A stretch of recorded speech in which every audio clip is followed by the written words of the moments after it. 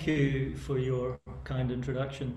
On my path, we say, Namaskar, I greet the divinity within you with all my mind and all my heart. So I'm very happy to be with you all. Can you hear me okay? Yes, we can. I think. Great. Yes, So I can. Yeah. I'm very happy to be with you all this evening your time. It's still daytime where I am. Okay, so I believe that I think Jenny read the last part of this blurb. I'll just read the beginning, the first part of it, which I believe was promo material for this talk. Science says consciousness comes from the brain. Oh, before that, I just want to just elaborate a little bit more about what I do. So Jenny said that I'm an Acharya, meditation teacher of Ananda Marga. I'll just give a brief introduction to what Ananda Marga does. So basically we have two sides to what we practice and what we teach. The internal and the external, the personal and the social, the individual and the collective. So on the personal side, we practice meditation and other techniques of self-development, and we also teach them. And on the social side, we have many different types of social service projects. So we believe in working on ourselves and helping others as well. So, for example, we run many schools around the world. We have children's homes. We run medical clinics. We have hospitals. We have a highly regarded disaster relief team, AMERT, Ananda Marga Universal Relief Team, which responds to natural disasters. We've responded to all the major ones in the last 30 years or so. And we have various types of community development projects around the world. So that's just a brief elaboration on what we do. Okay, so back to the blurb, the first blurb. So it says, science says consciousness comes from the brain. Spiritual experience points to a higher reality, but neither science nor spirituality can make their respective cases objectively. Since consciousness is an entirely subjective experience, we can only validate the essence of our existence through the deepest internal experience of awareness within us. So that let's go on to explore that then. Thousands of years ago, this is a brief history of life on our planet for the last thousands of years. Thousands of years ago, somewhere in the mists of time, people started wondering or asking themselves the deeper questions. What am I doing here? Where am I going? Where did I come from? Who am I? Now, first of all, when the human mind was relatively primitive, those questions were addressed by different forms of nature worship. So, for example, they would worship the mountain as being majestic and all-powerful, the thunder, the lightning, whatever natural phenomenon they encountered. And then that, excuse me, that turned into polytheism, where, in other words, personification of nature into gods and goddesses. And then that gradually morphed into monotheism, God-fearing religion, which is represented by the Semitic religions and also Hinduism. And then more recently, we had the Renaissance about 500 years ago, where scientific thought and inquiry started to come to the fore. So, just as there have been many religious dogmas of the past, we have also had scientific ones as well. For example, the the flat Earth theory, although that's seen a bit of a revival recently, but I haven't heard much of it about it lately. I hope it's receded into the background again. The flat Earth theory and the Earth as the center of the universe theory. So we still have, excuse me, we still have scientific dogmas, though, even though our science our current day science is relatively advanced. We still have scientific dogmas. By dogma, I mean an idea or an assumption which is not based on logic, rationality, or backed up by evidence, and which is not open to alternative viewpoints. So, for example, the Big Bang theory. This is a current dogma that may or may not be true, but it's not. In my view, the proponents of the Big Bang theory, which are the majority of scientists in the world today, the majority of physicists and astrophysicists and astroscientists, support the Big Bang theory. But in my view, they haven't given adequate thought to alternatives, such as, for example, an oscillating universe theory. The evidence, of course, is that the universe is expanding, and that's we can't deny that. But an oscillating universe would also accommodate the current evidence that the universe is expanding, and we are currently in the middle of an expansion phase. Admittedly, a very long expansion phase. I mean, we're talking in the order of billions of years for one expansion, and then billions of years for another contraction, and then so, you know, if we look at the movement of anything in the universe, it's usually characterized by a systolic movement, a pulsation, an oscillation. So my assertion is, why not for the universe itself? If it's for everything within the universe, why not for the universe itself? So this is just one example of a scientific dogma that we currently have.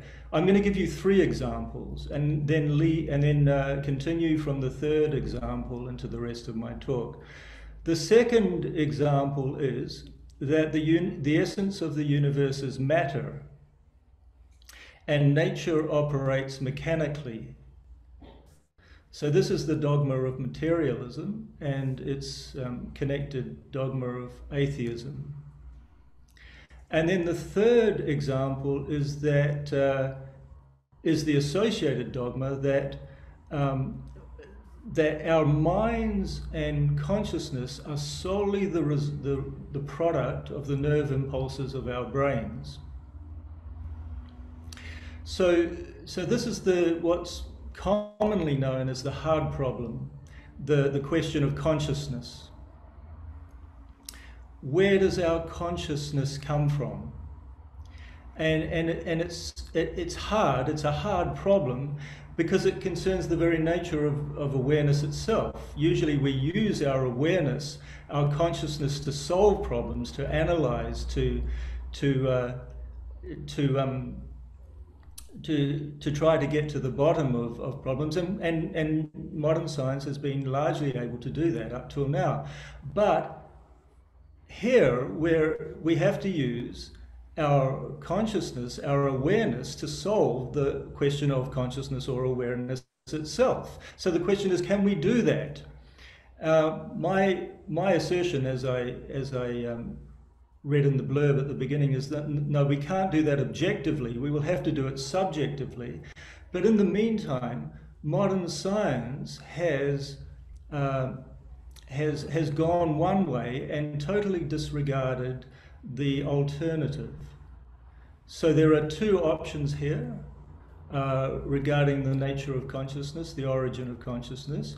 One is the bottom-up option, where, as I said just then, the assumption is that consciousness or awareness comes from the nerve impulses of our brain. So it comes from the brain. It's matter-centered. It's the materialist explanation. And then there is the other option, the top-down option, in that consciousness, our own individual consciousness, is a function, is part of a higher consciousness.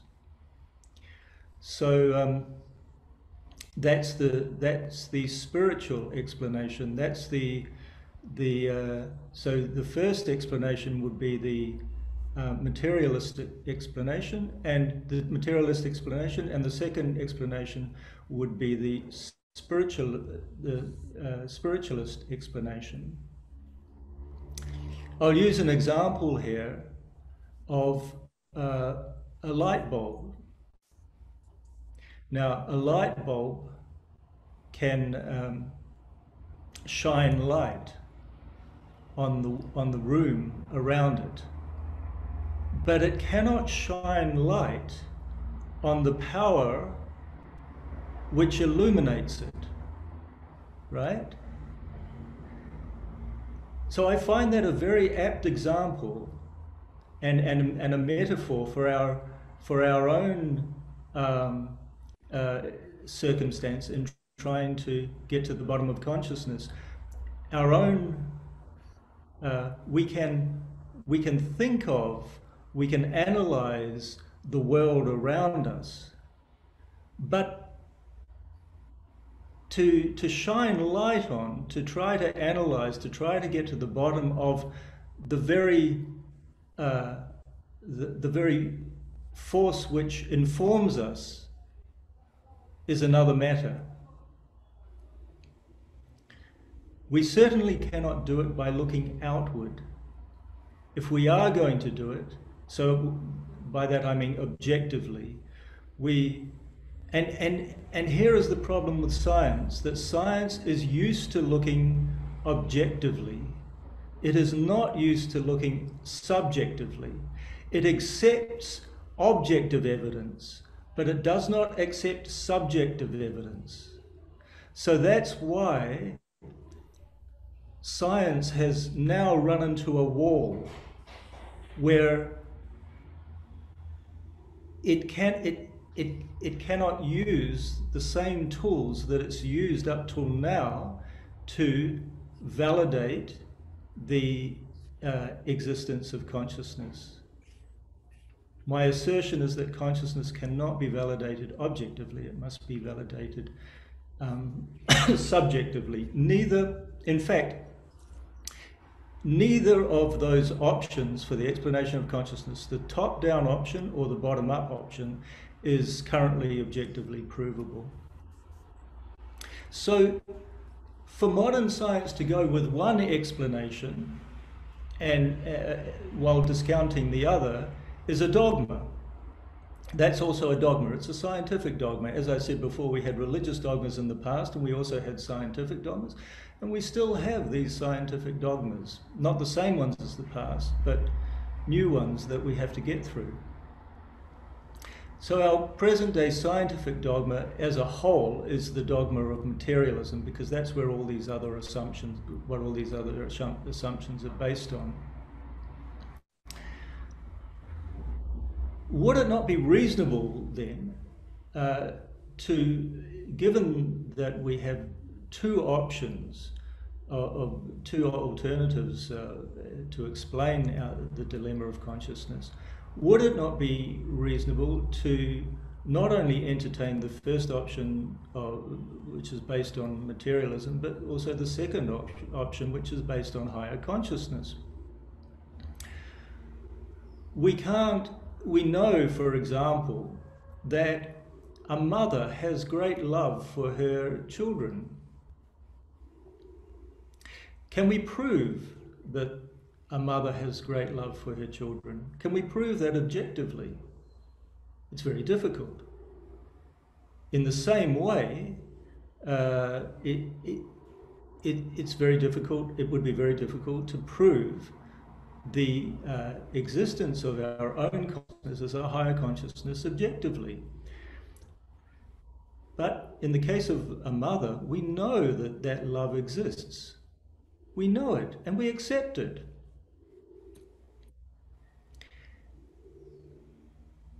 We should also take a look at the problem in the light of the possibility of accepting it from our subjective experience, just as in the case of a mother with her children.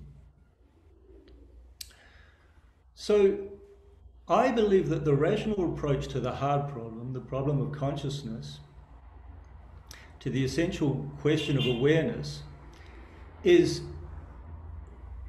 to try to validate it subjectively. If we can't validate it objectively, let's try to validate it subjectively through the deepest internal experience of awareness within us.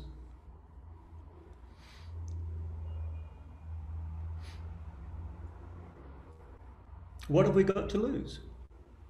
We might just come to a higher understanding of ourselves and the universe, that the matter of the universe may have come from something greater than itself, that our own consciousness is not merely the product of the physical synapses of our brains, but is an integral part of a greater consciousness which encompasses the entirety of existence. That this greater consciousness is inherent in, controls, and is the essence of each and every particle of this entire universe. Now, isn't that a much more positive, optimistic, and life-affirming perspective than that of random existence and out of nothing, which, by the way, is ludicrous anyway, and eventual annihilation back into nothingness again? Without objective confirmation either way, why would we choose to adopt a nihilistic worldview over an optimistic one? Why would we prefer the alienation, the loneliness, the fear and depression of believing we live in an arbitrary, mechanistic, unfeeling, and ultimately inconsequential universe if we don't have to? If we had the choice, wouldn't we rather feel connected, loved, hopeful, happy for the future, optimistic for the future and happy?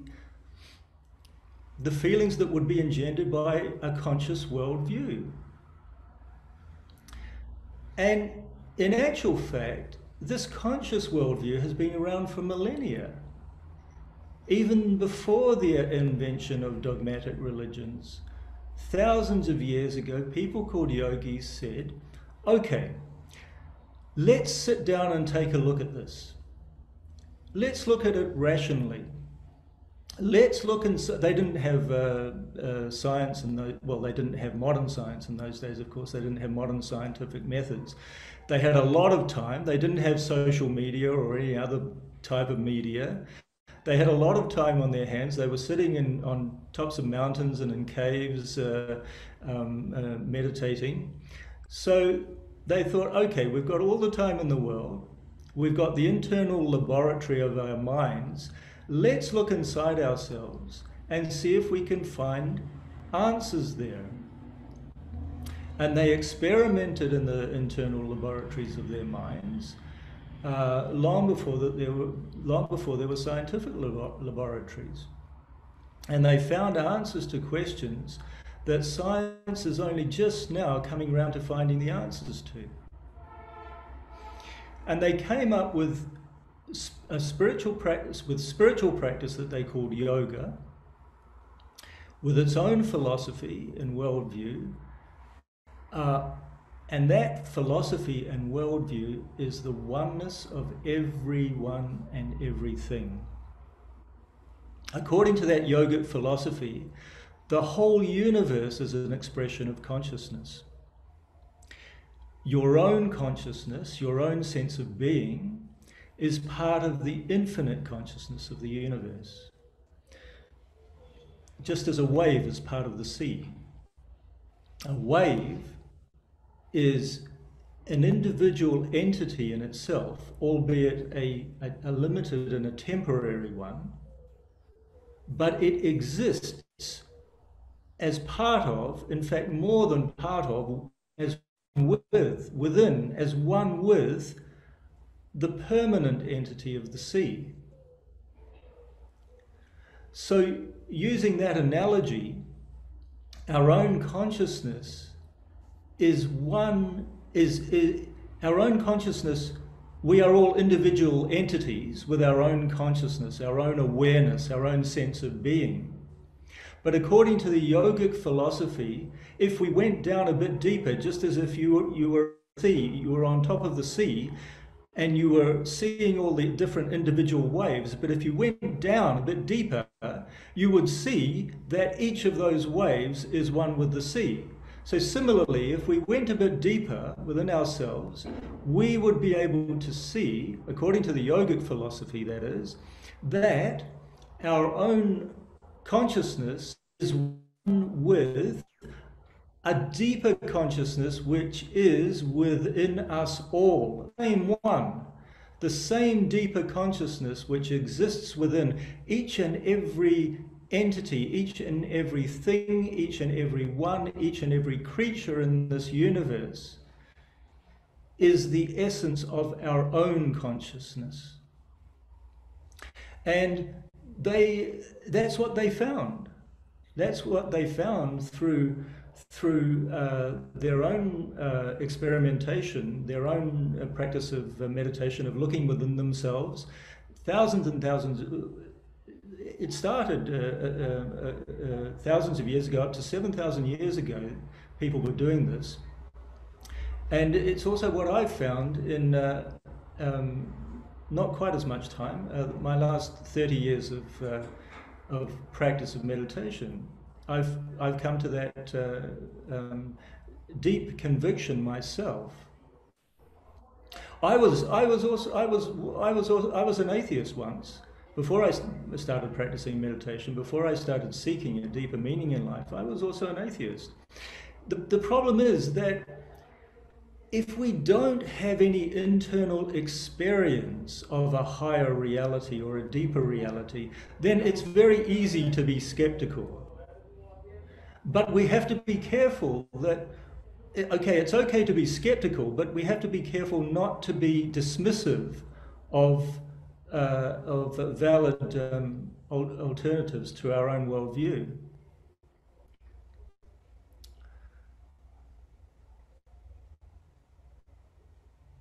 So according to the yogic philosophy, what is our primary desire? Our primary desire is love, is happiness, is peace. Whatever we want to call it, we know what it is. We want that deep internal feeling of contentedness, of fulfillment, of love, of happiness. In yoga, we call that bliss, infinite happiness. So according to yoga and according to the experience of yogis, of meditators, the more we look within ourselves, the more we connect with our deepest sense of self, and the more our sense of self expands ultimately to infinity. We currently have a limited sense of self, and hence a limited sense of either pleasure or pain,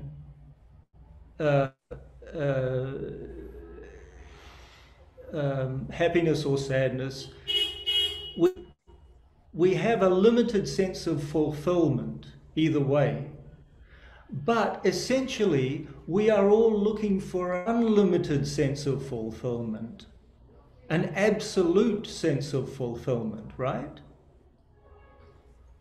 Now, according to the yogic philosophy and the experience of these, the more we can connect and experience, connect with and experience an expanded sense of self, and ultimately an infinite sense of self, the more we will experience an expanded and ultimately infinite sense of fulfillment.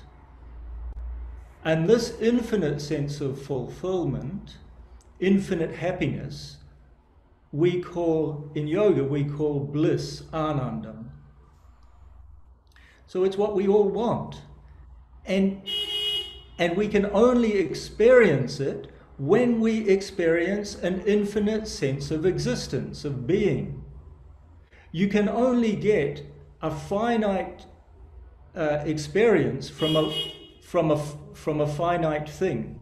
You cannot get an infinite experience from a finite thing. So it doesn't matter where we look for happiness, for fulfillment in the world, we are never going to get infinite fulfillment, absolute fulfillment from the things or the people of the world. Because everything and everybody in the world is limited. The world is limited. So according to yoga, we can only find what we're ultimately looking for within ourselves in the absolute and ultimate experience, the greater self, the infinite consciousness. Only when we realize our own individual consciousness as the infinite consciousness of the universe can we be ultimately fulfilled. So, yoga means being open to the possibility of realizing oneself as the greater self. Now, I use the word realize here. It doesn't mean to know something intellectually with the mind, because this process is going beyond the mind. Anything that we experience within the mind is limited. So to have an unlimited experience, an infinite experience, we're going to need to go beyond the mind, to transcend the mind. That's why they say that meditation ultimately is a transcendental experience. So if we can make the deepest connection within ourselves and experience what we are all searching for in the depths of our hearts, the essence of our deepest selves, then we will be able to experience our greatest fulfillment, that of the deepest infinite happiness, perfect peace and contentment. It doesn't really matter what we call it, because just as the mind cannot fit the bill, the mind cannot give us what we ultimately want. We certainly cannot explain what we ultimately want with words, which are a function of the mind. So through the practice and experience of meditation, as I said before, if you haven't tried meditation before, you don't have anything to lose, and you may just, in fact, I would guarantee that you would if you meditated consistently, continuously, every day you took time out to meditate for half an hour or so, for half an hour or an hour a day, you would ultimately experience a realization of absolute and eternal bliss, rather than the annihilation of that comes from a materialistic worldview.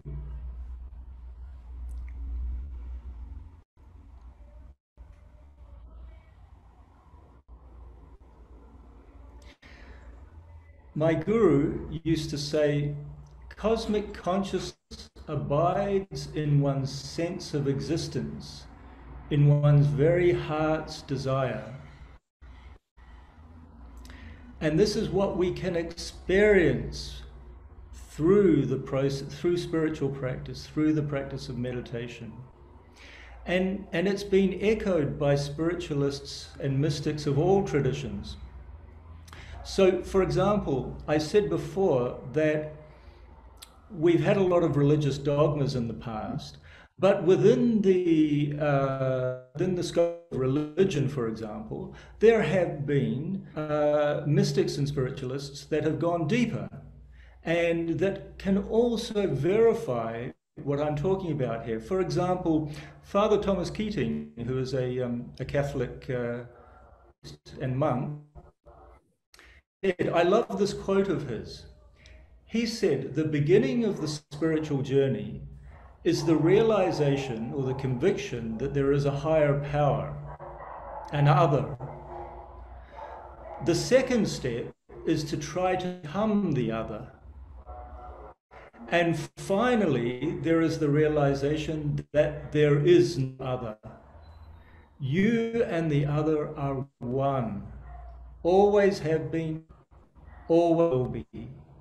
You just think that you weren't. So this goes back to the analogy of the wave on top of the sea. The sea, the wave has come out of the sea. The wave has arisen out of the sea.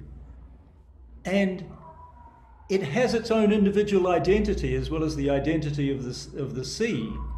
But when it returns to the sea, it realizes itself as one with the sea again.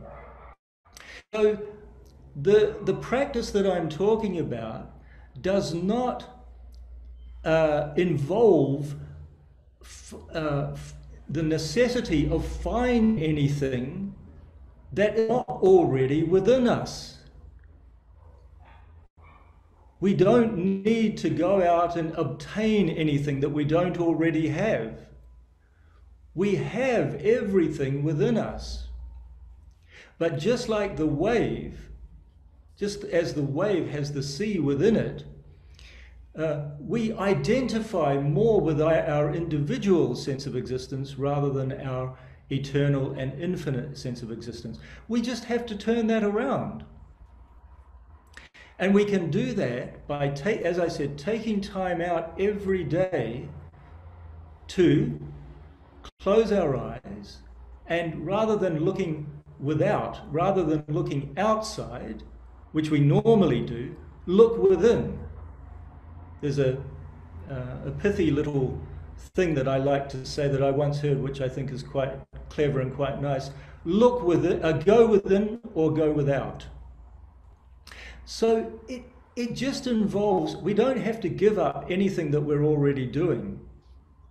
Spiritual practice does not mean you have to leave your kith and kin and leave your hearth and go out and live on a mountain or in a cave like they used to do in the olden days.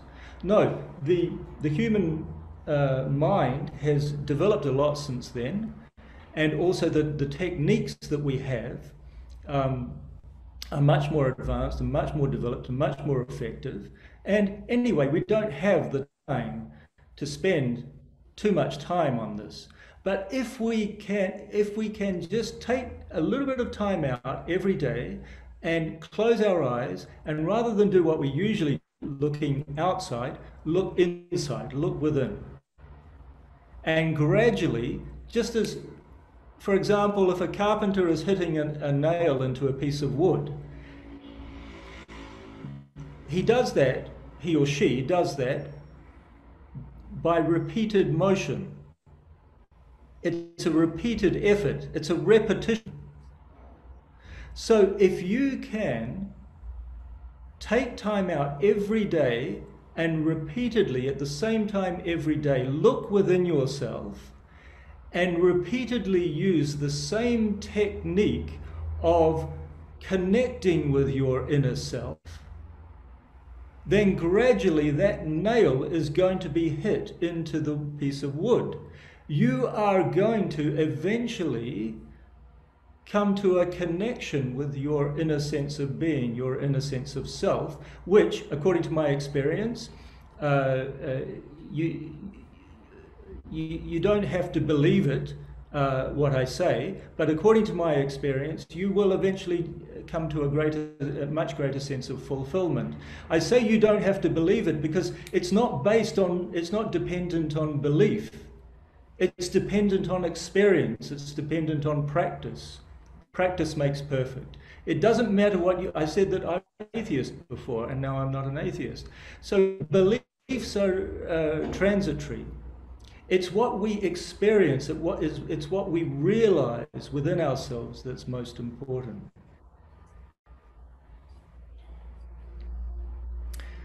So just as a wave arises out of the sea, we're in the process of back into the infinite self. Life is the process of finding our way back to ourselves, of rediscovering our true selves. So you can see that the yogic philosophy and practice that I've just described is based on the concept of universality of self, as opposed to the negation of self of materialism. Its premise is that of ultimate fulfillment rather than ultimate negation. That the goal of life for each and every one of us is to realize our own consciousness as the infinite consciousness of the universe. It is not an intellectual analytical process of objective substantiation, but an intuitional synthetic process of subjective substantiation.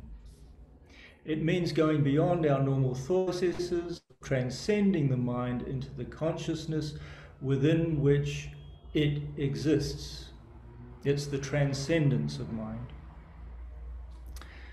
The Bhagavad Gita says, yoga is the journey of the self, through the self, to the self. So yoga is an ancient system of life. It's a lifestyle which has been brought into relevancy for, as I said before, it was developed by yogis in the past, over the last few thousand years or so. But it's been brought into relevancy for modern life. I said also that the ancient techniques have been improved. They're more effective, they're more advanced. Human mind is also more advanced, has more capacity of conceptualization and experience, and we have also evolved over time more and more refined aspect of the yoga style. Now, I see we've only got about 20 minutes left, and I want 10 minutes of that to be meditation. So what I'm going to do now is just quickly go through, just to give you a brief look at the different aspects of the yogic lifestyle. Of course, it's a lot more, you can go into a lot of depth than what I'm going to say now, but I'm just going to give you a few just brief aspects of it to give you an idea of what the yogic lifestyle is. Then we're going to get to the most essential aspect of the yogic lifestyle, which is the meditation, and then I'll take you through a guided meditation technique. So we start off with the most basic things: health and hygiene. Health and cleanliness. Cleanliness is next to godliness. A healthy mind lives in a healthy body. So physical cleanliness and physical health is the most important thing. Of course, we may not have the best physical health. We may not have very good physical health at all. But I'm talking here about optimizing as much as we can what we can within ourselves and within our lifestyle.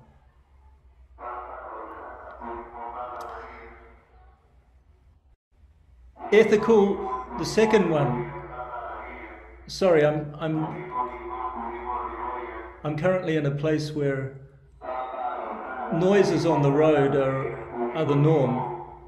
So I suppose you can hear what's going on. Is someone selling bananas and things like that? My apologies. So The second one, ethical living, doing the right thing. Spiritual morality is very important for ourselves and for others, and also for the planet. The important thing is to act with the best intention that you possibly can in any given situation, and then you have a clear conscience. There are people that have become successful or rich or whatever by doing things which have not resulted in a clear conscience for them. But this is the greatest wealth in the universe, is a clear conscience. Being able to sleep at night, so to speak, because you have a clear conscience. So it's important to do the right thing so your mind is calm, and at least you know, despite being successful or not, at least you know you did the best that you could. That's very important. Food is very important. What we ingest within ourselves is it affects the mind. It affects the rest of the world as well. For example, meat eating and the meat industry is responsible for the greatest proportion of greenhouse gases. It contributes the most out of all. It's more than the transport industry. All forms of transport combined. So it affects. So what we eat affects the environment. It affects the world socio-economically. It affects animals, of course. As a rule, animals don't like it if you eat them. It affects us physically, and it affects us mentally as well. This is an aspect of food that hasn't been really explored much until now. We're just starting to explore this aspect, and the yogis also found this as well, that what we eat affects our mind. So we should eat the food which is good for not only the body, good for animals, good for the planet, good for animals, good for the body, but also good for the mind. Service to others is also very important. We say that, as I intimated before when I used Ananda Marga and what we do, we not only have the personal practice, but we also have the social practice, the concept of helping others. Because when you help others, you not only help others, you also help yourself. In fact, when you help others, you help yourself more than you help others, right? That's because the more you look within yourself, the more you realize that your own self is part of the greater self, and hence everyone else is also part of the greater self. So we are all connected. We feel that sense of connection. The more we feel that sense of connection, the more we feel that we are one with everyone else. We are one family. We are not only one family, we are one entity. We are all that infinite consciousness of the universe. We are all one with that infinite consciousness of the universe. So therefore, the more we get that feeling of oneness, the more empathetic we become, the more compassionate we become, the more loving we become, the more we want to help others. So we go out and we help others, and in helping others, that just reinforces that sense of oneness and compassion and empathy and love. So people feel depressed, for example, when they feel disconnected, when they feel isolated. That if you only take and not give, you're not going to get that satisfaction of connection and oneness and love. So this is another very important point. Yoga postures. Of course, we know now that yoga is not just yoga postures, but yoga postures is part of it. So yoga postures balance the hormonal secretions of the body by, it's like they give an internal massage to the glands in the body. When you yoga postures, bending yourself this way and that, it massages the glands. It's an internal massage, and the glands regulate hormonal secretions. So you can balance your mind, calm your emotions, balance your emotions by practicing yoga postures. Another thing we do is we chant, we do chanting.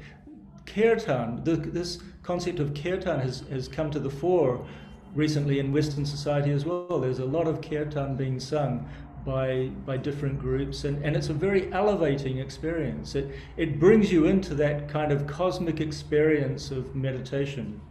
And then finally, meditation. So meditation is the process of, so that's just a brief kind of overview of all the aspects of yoga. There's a lot more to it. If you go into each one, you can go in a lot of detail, but I'm giving you a brief view. So meditation is the core practice of yoga, and it means to look within. It means to center yourself on your inner self, to connect with your true self, the essence of your existence, the core of your being. So as I said before, it's not about trying to find anything outside of yourself. It's about finding the essence of yourself within yourself, of connecting to your true self, and realizing that essence, that your inner self as the essence, the greatest self of the entire universe. Your existence, by this practice, by the practice of yoga, your existence goes from small to great. Meditation is a science. It's not a physical science. It's the intuitional science, where, as I said before, consciousness is substantiated by a purely first-hand internal experience in the laboratory of the mind.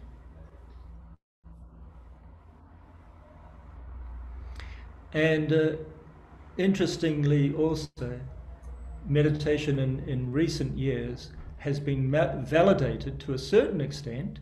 So I said before that it's not possible to validate the existence of consciousness or the origin of consciousness objectively, but we can get hints into this because, for example, recently through MRI scans, brain scans,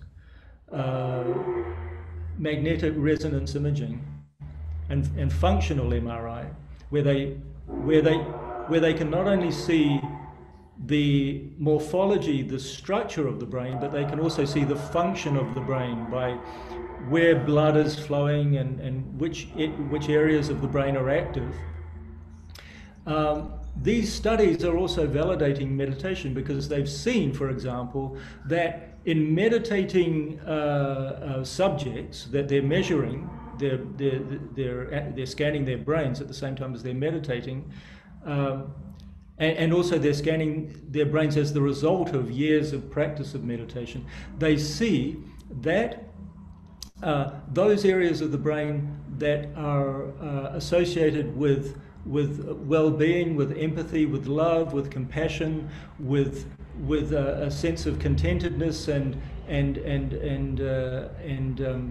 a sense of oneness of self are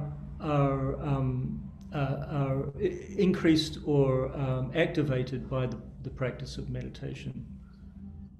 So I like to say that we've known that meditation works in practice. Now we know it works in theory as well. Okay, let's go into a meditation technique then. I'll give you a brief, and you'll get. we say in meditation that with this technique you can meditate anywhere, no matter how noisy it is. So you'll get an example of that. But hopefully this guy is going to go away. Okay. So meditation, the meditation that I practice and teach is based on mantra. And mantra is important because it focuses the mind. Usually the mind is very disparate. We think of so many different thoughts. Even within the span of a second, you can think of many different thoughts. So we need something to focus the mind on, and a mantra works as a point of focus. It also has a particular vibration. Vibration is very important uh, because of the vibration of a particular feeling it conveys the feeling itself. Take, for example, music. You like certain music because of its vibration. You dislike other music because it doesn't have a vibration which suits your own inclination. So vibration is very important, and meaning is also very important. So there's a psychological principle here: as you think, so you become. If you can think, because usually we don't become anything other than what we already are, because we don't think of any particular thing for long enough to change ourselves.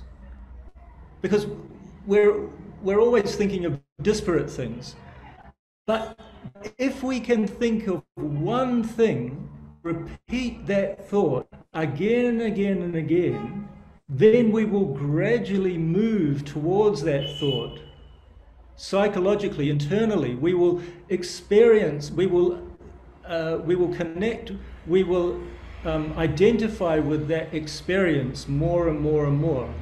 So the meaning and the vibration of the mantra are the most positive meaning and vibration that we could possibly have, and that is that of infinite happiness, perfect peace and contentment, infinite consciousness. So the idea is that when we repeat that mantra, it will convey more and more within ourselves, excuse me, that feeling of infinite consciousness, of the essence of infinite consciousness, which is infinite happiness or bliss. We will become more and more blissful in the more we practice it. So I'm going to give you I'm going to introduce. No, let's not. Shall we practice with a mantra or without a mantra? Which do you prefer? I would say with a mantra. With the mantra, great. Okay, let's do it with the mantra then, because that's the best way to do it. Very good. Okay. So I'm going to introduce a mantra, and that mantra is Baba Nam Kevalam. Why don't I write it in the chat so that you can see it? Baba Nam Kevalam. Baba means your innermost self, your most beloved feeling of self, your most precious sense of self, your innermost self, your deepest sense of self. Nam means to connect with, or the name of, to connect with, to identify with, and Kevalam means only. So Baba Nam Kevalam means only to connect with, only to experience, only to feel your innermost sense of self, your deepest sense of self. So let's take a moment now to close our eyes.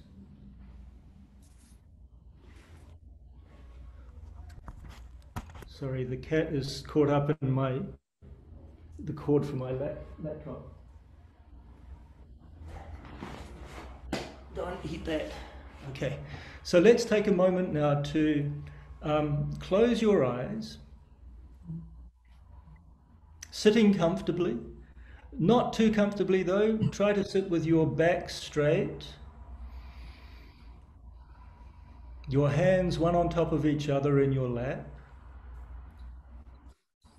your eyes closed, and with your breathing calm and relaxed through your nose. The more calm and relaxed your breathing is, the more calm and relaxed your mind will be.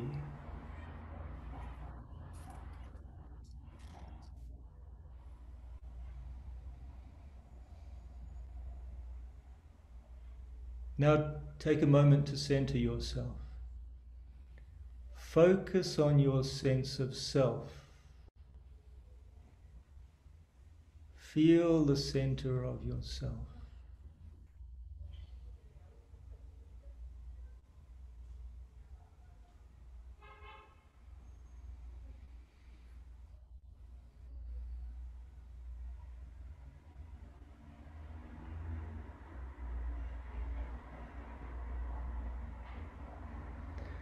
Feel that you are completely at peace.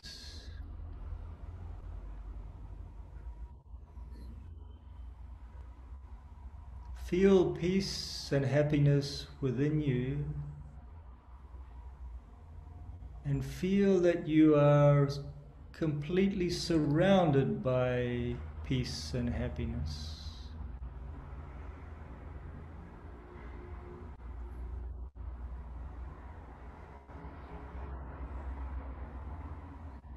Feel that you are surrounded by infinite happiness,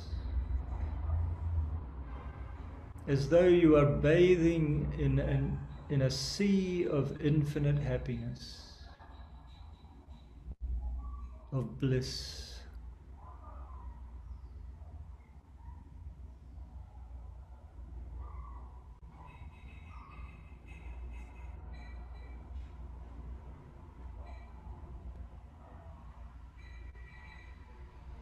Now start to repeat within your mind the mantra Baba Nam Kevalam. Baba Nam Kevalam. Internally within your mind.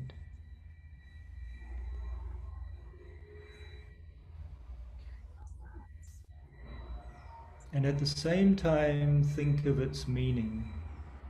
Feel its meaning. Feel your most precious sense of self within yourself. Feel your most beloved self within you. And feel that you are surrounded by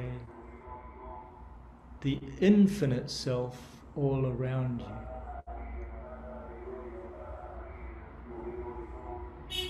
Keep repeating the mantra Baba Nam Kevalam.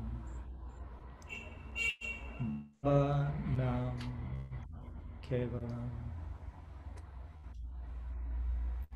And as you continue to repeat the mantra, feel that your most precious sense of self within you is expanding out, and you are being one with the infinite self all around you. Your individual is becoming one, is merging into and becoming one with the greater self all around you.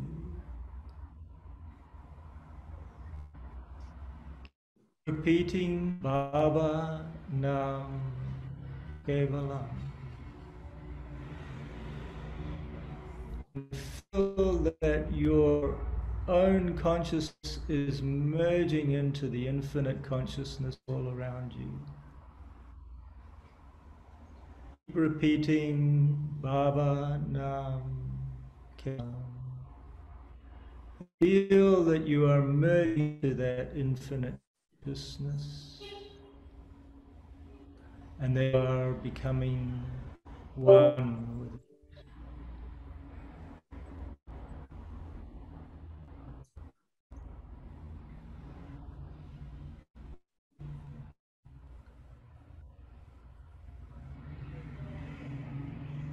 Continue repeating Bam Kevalam, feeling that you are merging, becoming one with the infinite happiness around. Continue like that for another minute or so.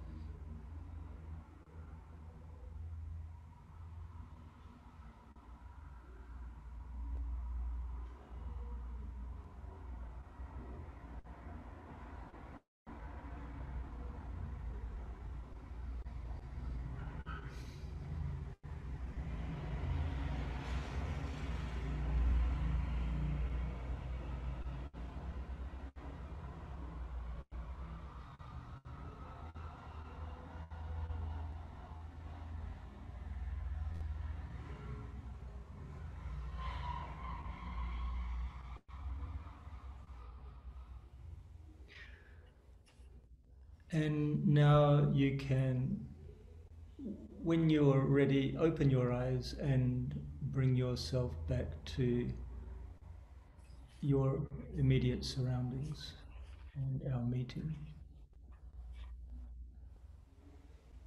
Namaskar to you all.